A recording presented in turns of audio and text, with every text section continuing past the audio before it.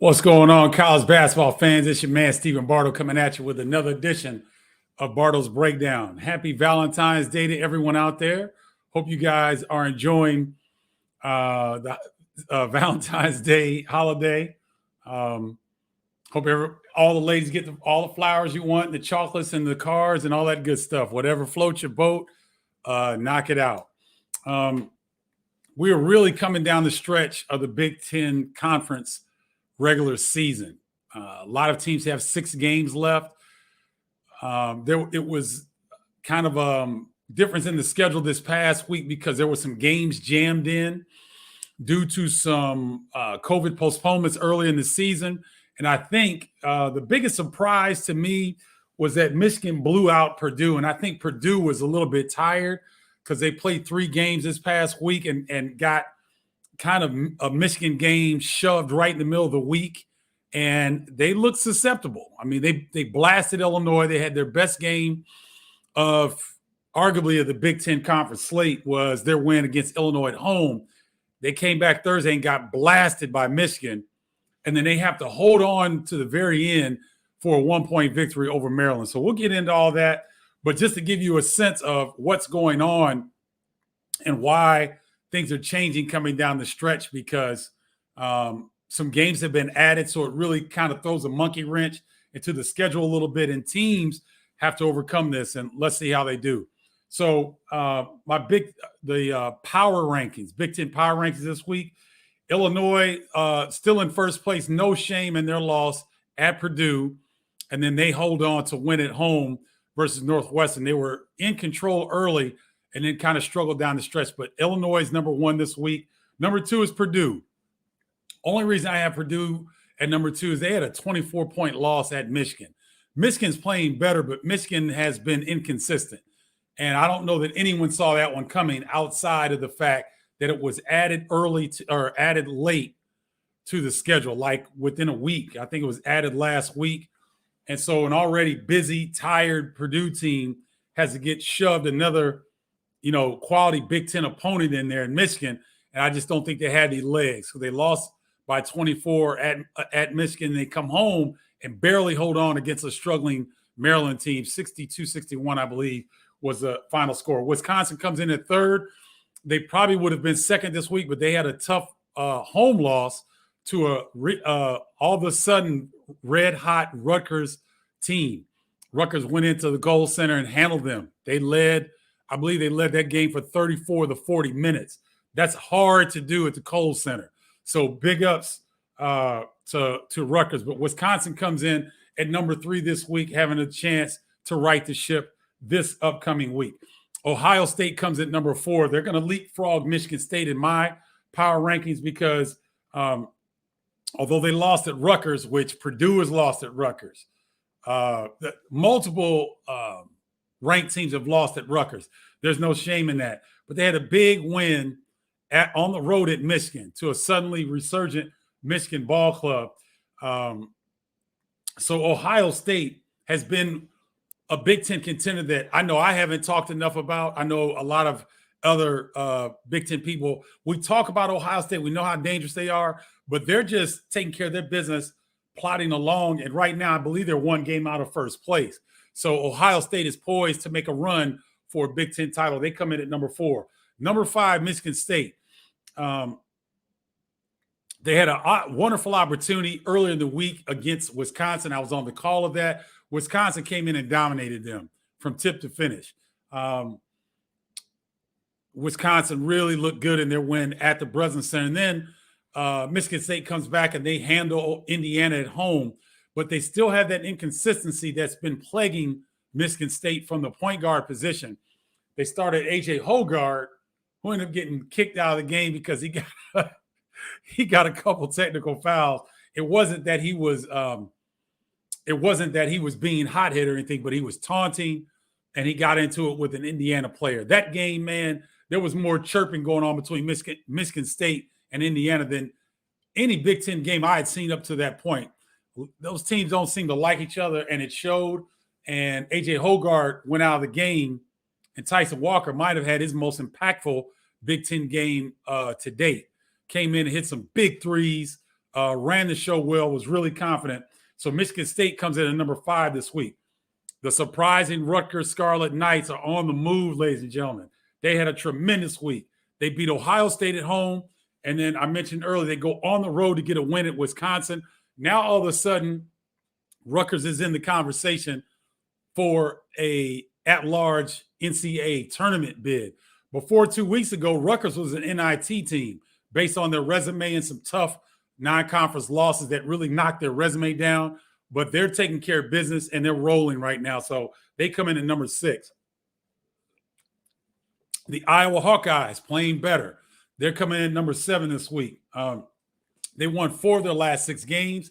Keegan Murray is again the Big Ten Conference Player of the Week. I believe he averaged 33 points a game in 2 games in their wins last week. Iowa's got a really, really big game coming up. They host Michigan on Thursday at Carver Hawkeye Arena. The reason this is so big is that Michigan is fighting their way back in the NCAA tournament consideration, at-large consideration. Iowa was in decent footing and then stumbled a little bit, but now they've won 4 of their last 6, have the Hawkeyes, and they seem to be in pretty good position. But both of these teams, Michigan and Iowa, will come into Thursday's matchup at 7-6 in conference play. So still on the outside of a conference title, because Illinois with 3 losses leads the conference. I can't see Illinois losing 3 more, although Illinois has a tough week this week. We'll talk about that coming up. But the Iowa Hawkeyes playing much better. They come in at number 7. Number 8, the Michigan Wolverines. I mentioned that huge game that they have Thursday. They had an impressive 24-point victory over Purdue. And then Ohio State came into the Chrysler Arena and handled Michigan. Michigan made it close down the stretch a little bit, but Ohio State, and in particular, E.J. Liddell, who was quietly having a Big Ten MVP season, he made plays, he made shots. A corner 3 was really the dagger that set Ohio State over the top in that one. So Michigan is playing better. Again, they're trying to improve their at-large resume. They're 7-6 in conference play. They're doing a really good job. I thought if they could have beaten Ohio State at home, they really would have set themselves up to not only be right there in the top of the Big Ten race, but that would have been a huge quad 1 victory for them. So they have yet another opportunity. And this is the thing about Big Ten teams, ladies and gentlemen. They have multiple opportunities to get these quad 1 wins just because the conference is, yet again, stacked with good teams. Not like last year. It's not as deep as last year, but you still have multiple opportunities if you're any Big Ten team to improve your resume moving forward. Indiana comes in at number 9 this week. They have Wisconsin at home, and they're at Ohio State this week. This is a crucial week for Indiana. They've really struggled. Their offense looked really bogged down at Michigan State in the second half. They seem to have a really hard time getting the ball to Trace Jackson Davis, where he can do something with it. Race Thompson has been their leading scorer, I believe, the last 5 games.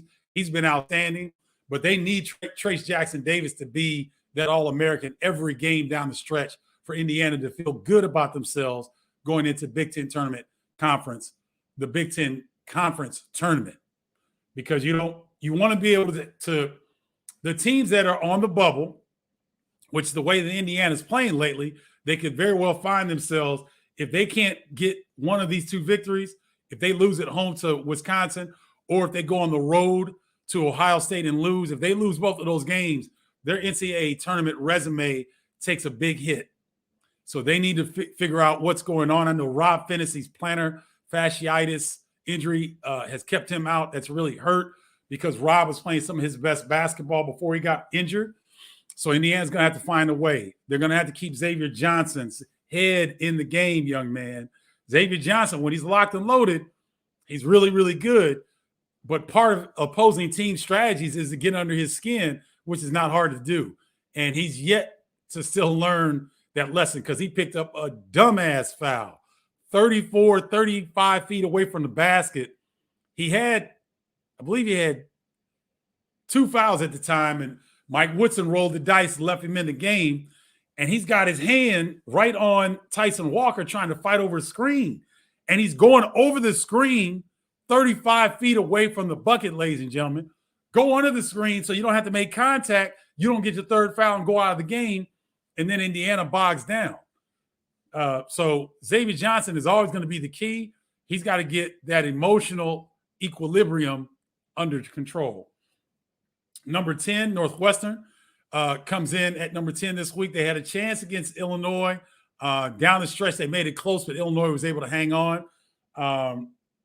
Northwestern's NCAA resume in terms of at large looks distant, but they have chances.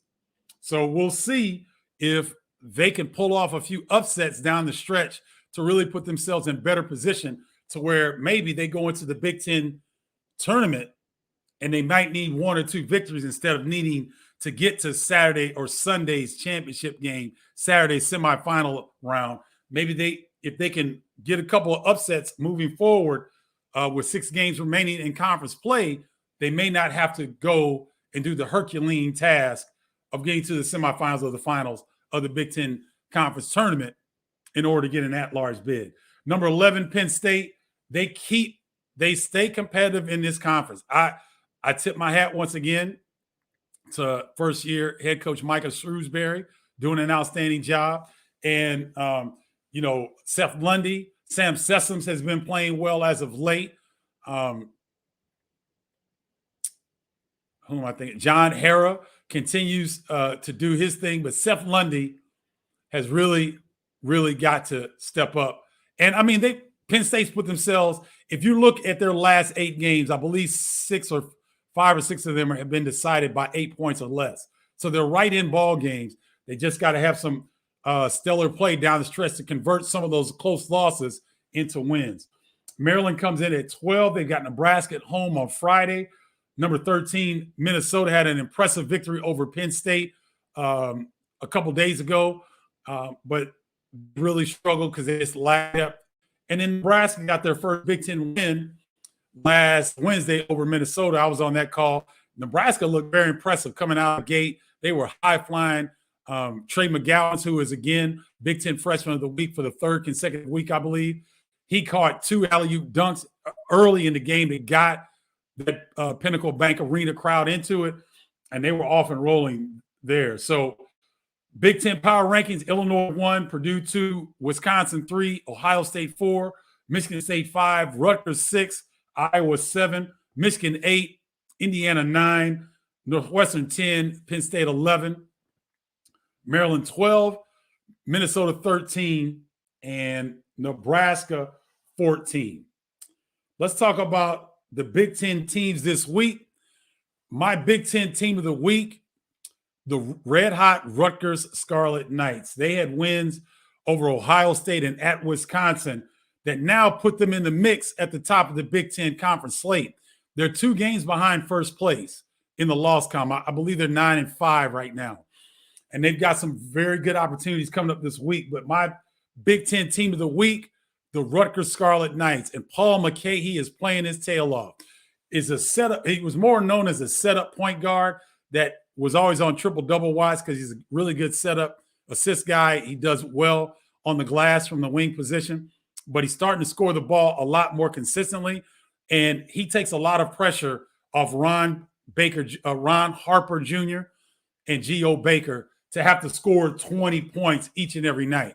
If you can get 15 to 16 points from Paul McCahey, that really balances out the way that Rutgers scores the basketball, and they're doing a great job of that. So Rutgers Scarlet Knights are my Big Ten team of the week playing well.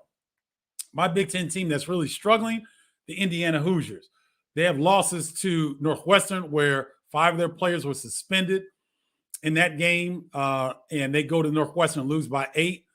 A curfew break. It wasn't a drug situation. It wasn't a improper sexual encounter or anything like that. It was breaking of team curfew, which teenagers do. And Mike Woodson held them accountable. They go and lose a big game at Northwestern. But I think the lesson will outweigh the loss all day, every day for Mike Woodson, building culture within his program. So Indiana's my struggling team this week with losses. to Northwestern and at Michigan State. Again, they had a wonderful opportunity to win a quad one victory on the road at Michigan State. Couldn't get it done. Had foul trouble. Could not get the ball to Trace Jackson Davis down the stretch and really struggled. Miller Kopp, and I'm going to say this. I like Miller because I know him personally. I don't know why he transferred from Northwestern. I don't know why. Because here's the deal. If you were to compare Northwestern's team and their resume right now, and I haven't done this, but I need to do this. If you compare Northwestern's team resume to Indiana's team resume within Big Ten Conference play, they would look very similar. And so, to me, the Hoosiers have to find a way to right the ship coming down the stretch. They're solidly, I believe, still in the NCAA tournament as an at-large bid. No doubt about it. But the way that they're trending is not good. They don't have any depth at point guard position. Once Xavier Johnson comes off the floor, I don't know why teams aren't pressing them full court, because they're putting Trey Galloway at the point, and he's adequate, but he's not a point guard. He's a wing. They're having him do stuff. Tamar Bates, who is a bona fide wing. I really like Tamar Bates. I think he has tremendous upside. He's been running the point sometimes. So they're really struggling with Rob Finney being out. Indiana Hoosiers, my team that's struggling this week. Now, Big Ten games to watch, there was a lot of them, but I picked out these 5. So, and I think this will give you a really good schedule to pay attention to. There's plenty of other games on. Obviously, it could be the Terrapins. If you're a Terrapins fan, I can't remember exactly who they've got, but there are plenty of games on this week. But my Big Ten games to watch this week, starting tomorrow, Wisconsin at Indiana on ESPN2. Why is this one of the games to watch? This is crucial for the Hoosiers. They need a quality win over a upper echelon Big Ten team. This would be perfect for them. Wisconsin's going to be reeling a little bit, licking their wounds coming off a home loss against Rutgers, where Johnny Davis only scored 11 points. So Rutgers did an outstanding job on him defensively. He usually, Johnny Davis, bounces back with a big game after Wisconsin loses and after he has a subpar offensive game. So the first game, Tuesday, Wisconsin and Indiana on ESPN2. Wednesday, Illinois at Rutgers on Big Ten Network. Illinois stumbled into their victory over Northwestern. They lost earlier at Purdue by double digits. They're still trying to find their way on the Illini, even though they're first place in the Big Ten Conference race. At Rutgers, at the RAC. The RAC is rough for opposing ranked teams. It's rough for opposing teams in general, but in particular, Rutgers over the last 3 years or 4 years under Steve Peichel, their record against ranked teams at the RAC is very impressive. One of the better records against ranked opponents in the Big Ten Conference. So that's a huge game in the Big Ten Conference. Wednesday, Illinois at Rutgers on Big Ten Network. Thursday, Michigan at Iowa. I talked about this. This is going to be on ESPN. Michigan and Iowa 7-6 in Big Ten race right now.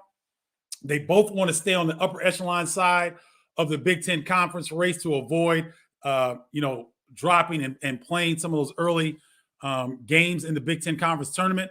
Also, Michigan, in my opinion, they're on the bubble, but they need some quality wins on the road. This would be a perfect game. Iowa has won 4 of their last 6, playing extremely well. Keegan Murray, once again, is the Big Ten Player of the Week, and he is balling out of control. That's going to be a wonderful matchup to watch. On Saturday, Illinois goes to Michigan State. That's going to be on ESPN. That Michigan at Iowa game is also on ESPN. On Saturday, Illinois goes to Michigan State on ESPN. Michigan State needs some quality victories. They're fine. They're solidly in the NCAA tournament. But if they want to fight for a Big Ten regular season title, you've got the number 1 team coming into the Breslin Center. Illinois and Michigan State always have spirited battles, tough games up at Breslin Center. I believe the Spartans beat the Illini last year. That's when Iowa DeSumo, I believe, was injured by Matty Sissoko's flagrant foul. And so there's going to be some not so nice pleasantries exchanged between Michigan State and Illinois. That's going to be a great one. And then Sunday, Rutgers at Purdue on FS1. This has suddenly become a big-time game because, remember, guys, Rutgers beat Purdue early in the Big Ten slate at the rack. And the way that Rutgers is playing, they went on the road to win at the Kohl Center. That doesn't happen very often. So now, with that win under their belt at the Kohl Center, this is a veteran Rutgers team that's going to come into Purdue thinking that they can win that game. So that's going to be a heck of a matchup on FS1 on Sunday. So that'll do it for the games of the week. So my thoughts, I'm not going to do story time, my thoughts on the Big Ten race right now, and I'm just going to go through it and give a quick synopsis of all, of the teams. Let me pull this back up a little bit. Illinois is an amazing story this season. It's been maybe 5 or 6 games where they have their full roster, and yet they find themselves still at the top of the Big Ten Conference. Now, Purdue is a tiebreaker because Purdue won both games against Illinois. But right now, Illinois is at the top of the Big Ten Conference with only having 5 or 6 games with a full roster. So to me, they're only going to get better down the stretch. I don't think they've hit their peak at all. And yet they are 3 losses at the top of the Big Ten Conference. So outstanding. Purdue, I think, was tired this past week while they looked dead-legged in their 24-point loss against Michigan. They looked dead-legged coming down the stretch. At home, they barely held on to beat Maryland by 1 point. I think with a few days and a little bit of rest, I think Purdue will return to their elite level. Remember, Purdue, in my opinion, is one of 4 teams. Now, probably one of 8 teams that can win a national championship this year. There's a lot of teams in that position.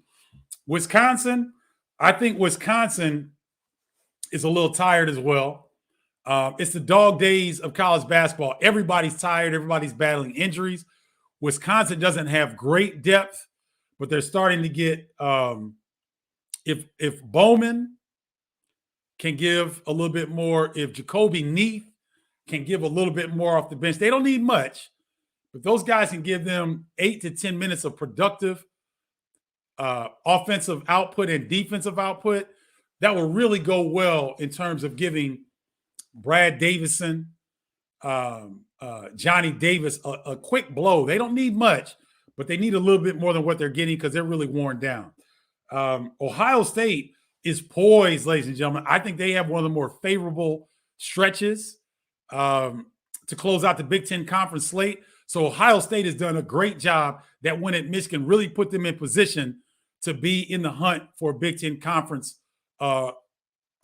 race. Cedric Russell has come on. He had a big shot at Michigan. Malachi Branham is playing well. Kyle Young is his usual tough self. And all of a sudden, Ohio State is in the mix for a Big Ten Conference title. Michigan State has got to overcome their inconsistencies. This is about the time when Tom Izzo figures out exactly what's wrong with Michigan State and they start to put it together. So we'll see, because Michigan State has got Illinois coming to their place this weekend. So they'll get a chance to see if Tom Izzo can get the ship righted. I don't know if they're going to beat Illinois, but my money is on Tom Izzo getting this thing right. Rutgers, we talked about it. They're the team to watch right now. They appear to be the hottest team of the upper echelon teams in the Big Ten, and they're poised right now. When Paul McKay plays the way that he's playing, and those guys can get 4 or 5 players, Baker, Harper Jr., Omorie, Mulcahy, McConnell is up for Big Ten Defensive Player of the Year. He's been outstanding. But Rutgers, ladies and gentlemen, they're in the mix right now for a Big Ten regular season conference title because of the way they've come on here lately. So a lot of fun to watch. Iowa playing better, won 4 of the last 6. I don't know if they can fight their way into the upper echelon, but they're coming on and playing some of their best basketball at the most important juncture of the year. Michigan's starting to put it together. I thought if they could have gotten that win against Ohio State, man, they really would have been in great position because they pummeled Purdue early in the week, and they lost in a close one at home to Ohio State, but they've got a great opportunity at Iowa coming up this week. Indiana's a team that is struggling. They've got to figure out who are they going to be down the stretch. Because if Tracy Jackson-Davis can't catch the ball in the second half, Indiana's going to struggle. So I really see them struggling. They got to right the ship quickly. Northwestern's playing much better. They've got an improbable NCAA at-large bid, but they've got chances. In their last 6 games, Ken Palm's ratings have them winning 3 of those games. And so the other 3 are going to be they've got Purdue coming this week to their place. I will be on that call. If they can beat Purdue at home, boy, watch out for Northwestern because their resume improves greatly. Penn State remaining competitive, doing a great job. Maryland fought like gangbusters at Purdue. Almost came up with a road victory. Their inconsistency is really glaring this year.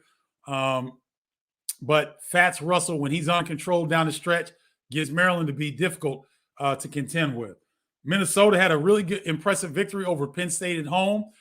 They're limping to the finish line, but under Ben Johnson, you can see the promise in that program. And Nebraska playing better. Bryce McGowan's got his 3rd Big Ten Freshman of the Week award once again. So Nebraska, they're pointing up.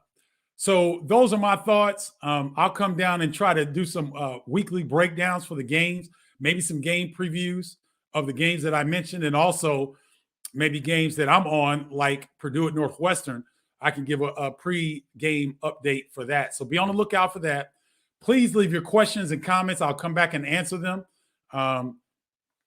So let me think. Yeah, I'll come back and answer them throughout the week. Would love to hear your thoughts on my Big Ten power rankings, my teams that are playing well, my team that's playing well, Rutgers, and my team that's struggling, Indiana. Do you agree or disagree? If you want to be a part, of Bardo's Breakdown, I'd love it, guys, because the Bardo's Breakdown group is growing rapidly.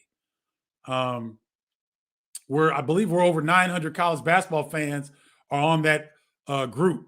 So I would love for you guys to go to Facebook and join the Bardo's Breakdown group, or you can join the tribe.